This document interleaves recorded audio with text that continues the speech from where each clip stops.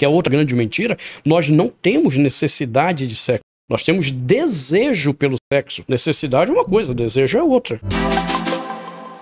Pastor, o senhor falou ali que sexo, ele não é uma necessidade. Eu acredito que tem muitas pessoas que ficaram na dúvida em relação a isso, né? Ok. Por que não necessidade? E, querendo ou não, isso é muito enfatizado, né, na sociedade. Sim. Como um todo, por isso que tem lá o empoderamento feminino, né, aquela coisa toda, e a questão, né, dessa luta contra a masculinidade, tal, tudo é por conta disso, dessa questão que o sexo é uma necessidade, é instintivo, né? Como que o senhor explica isso aí de uma forma aí pro pessoal, né, sem demorar muito, por conta que o senhor tem que ir embora, né? Aí nós temos que finalizar. Até o surgimento do trabalho do Alfred Adler, que foi o primeiro a criar o conceito de pirâmide das necessidades.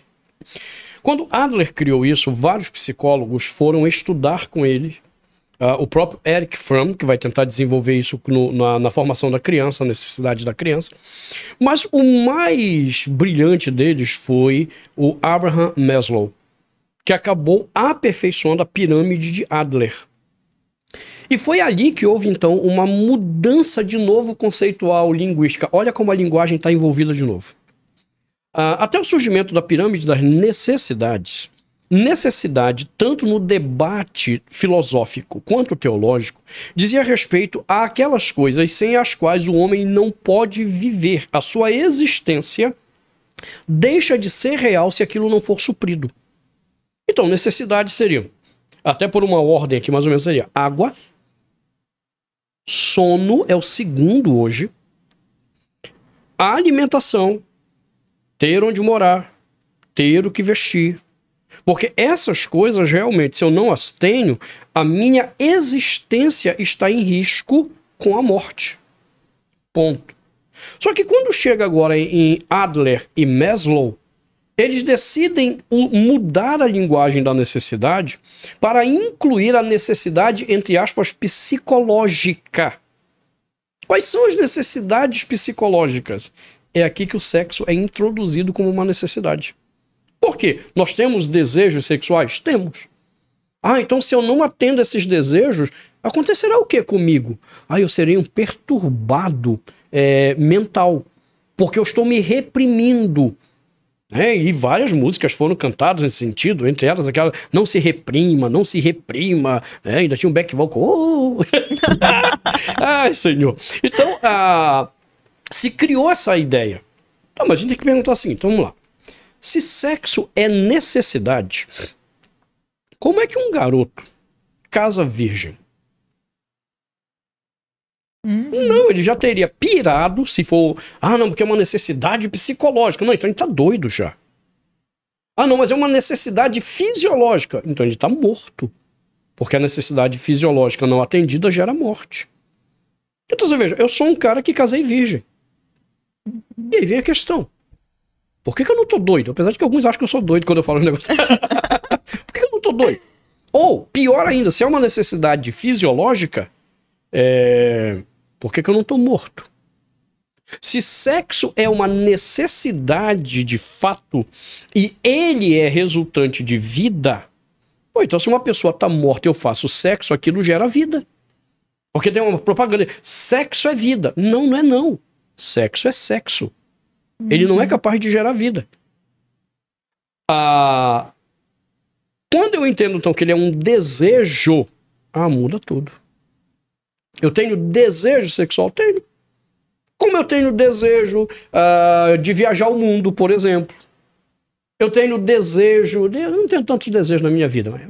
Vamos lá, tem pessoas que têm... Quero ter uma casa, são desejos. Quando eu venho a Manaus, eu tenho desejo de comer um tambaqui. Eita, é forte. Essa repetição agora ainda foi poderosa demais. Mas e se eu chegar aqui e não tiver o tambaqui, eu vou ficar doido? Psicologicamente vai morrer? Vou morrer? Não, isso é um desejo. E o sexo? É a mesma coisa. Ninguém morre pela falta do sexo. Logo, não é necessidade. Ninguém pira a cabeça pela falta de sexo. Logo, não é necessidade. O que os estudos, na verdade, estão mostrando? Que é exatamente o contrário. Se você dá ao coração a quantidade de sexo que você quer, você está pirando. Leiam o livro Nação Dopamina, que eu já mencionei aqui, da doutora Ana Lembeck, em que ela menciona isso. Leia o livro, esses 2 livros Hooker que eu mencionei aí. Se eu dou ao meu coração a quantidade de sexo que eu tenho, eu faço explosões dopamínicas no meu cérebro de tal forma que não só danifica o meu cérebro, como me escraviza porque eu quero cada vez mais, cada vez mais. E aí eu vou pirando. Então, o que na verdade equilibra a vida sexual? É entender que ele não é uma necessidade, ele é um desejo. E ele é um desejo legítimo dado por Deus para algumas questões. Aí, rapidamente, porque a gente não vai ter esse tempo de eu explicar, espero o pessoal na conferência, isso vai ser abordado lá.